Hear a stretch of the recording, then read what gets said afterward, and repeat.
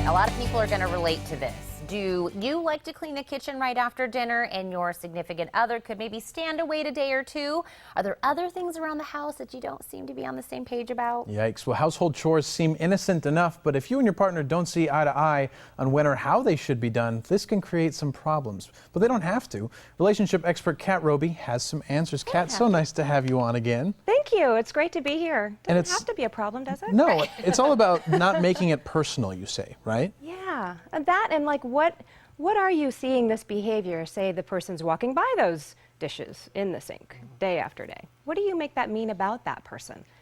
That's the place where you need to hang out, because that's the place where you're already getting irritated. You know, otherwise they are dishes in a sink, period. Right. And anyone could wash them, period. But no, we do a little bit more with that information, right? Right. Or the people that say, you know, I'll just kind of gently remind you that something needs to be done, but maybe it turns into like 4 or 5 reminders, 6 reminders, and then all of a sudden you're feeling a certain way. Right. So if you have to ask too many times, maybe you feel like you're not being listened to. Or if you're being asked a whole lot of times, maybe they don't trust you to get it done. You know, there's all these places where you attach a meaning and an emotion to it where we don't necessarily have to. It's a little bit of work to keep from getting in that place because, yeah, some people really don't like the sink to be full of dishes and they think better and have a better day when it's clear. But it's something you need to talk about because people have different personalities. And so rather than attach emotion to it, you're saying deal with them as facts. Yeah, so like let's talk about the fact that sometimes there are dishes in the sink for 2 days. I am not really good with that. It's hard for me to think when the kitchen is cluttered up. And so what should we do? You know, like, can you imagine talking like that about it? Like, why don't you do it? Right. It's much different than, you know, maybe I should do the dishes, but maybe you could do something else. Instead of me asking you to dishes, are there other things that you think would be better for you to do around the house? And, you know, then we get into this whole kind of sometimes convoluted. One person might work outside of the house, the other person doesn't recognize how much work there is to do in the house, and then there's assumptions being made about that and whose value and worth, and whoo, it's just really a volcano waiting to happen if you fall into that. So yeah, if you want the dishes to be done every single day, you may end up being the one that does the dishes every single day. Yes. You may not be the person, you may not get the other person to do that. You were sharing about how things work in your house earlier. Yes, and we were talking, because we were talking about gender. I said, you know, my fiance, he's more of a, he wants everything done at like a certain time in a, you know, certain way, and he can't sit down and kind of relax. He's always like a busybody, and I'm okay with laying on the couch and watching TV for a little while, and I'll get around to it. So every household, I think, is a little bit different. It's not always girls are one way, boys are another way. And I actually have a friend who feels like she does a lot outside the home. She works a couple of jobs. You know, she feels like she does a lot for the kids. She comes from homes and cleans, and she's thinking, why can't you see I'm so busy? Wouldn't you see that I need the extra help? So is that going back to that, you know, maybe you're internally thinking about a lot of things. Right, you're thinking about it, you're making a couple of assumptions. They may be accurate, I'm not saying they're not, but they're still assumptions. So underlying all of that, though, we get ourselves to believe you work hard, you don't see it, you this, you that.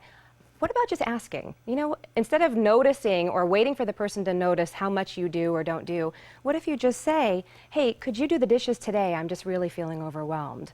Or could you get the oil change by Friday? I could probably do it if you can't, but you know, talk about timelines, talk about things that need to be accomplished. You both live in the space, and we're typically talking about house stuff, although sometimes we're talking about like medical stuff. Yeah. You know, like sometimes this kind of falls into a gender-related place. I hear a lot of women say, I'm scared that my husband won't go to the doctor.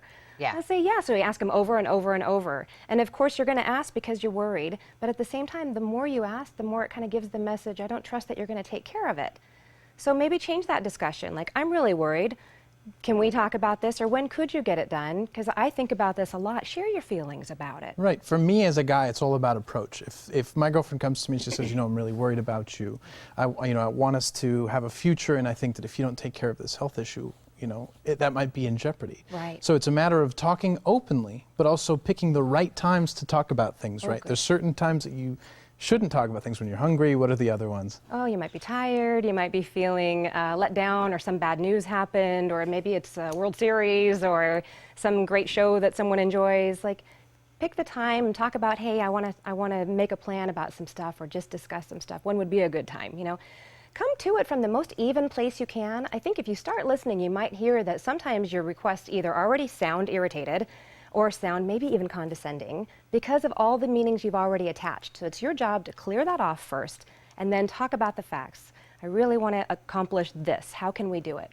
Right. And so at some point you may have to just come to a realization that this is just how this other person runs and how they have their timeline. I just have to accept it, and if I want certain things done, maybe I should just pick up that extra slack. And a little cherry on top, notice all the things they do. Yes. They may not be on your list, but they do a lot of stuff. I think that's great. And I love all of these tips. And I said a lot of people are going to be listening and they're like, that's me. So, Kat, we always love when you come on. Thank you so much for all the advice. And of course, to get more tips to optimize your relationships, just call Kat at 906-3392 or go to online to robycounseling.com.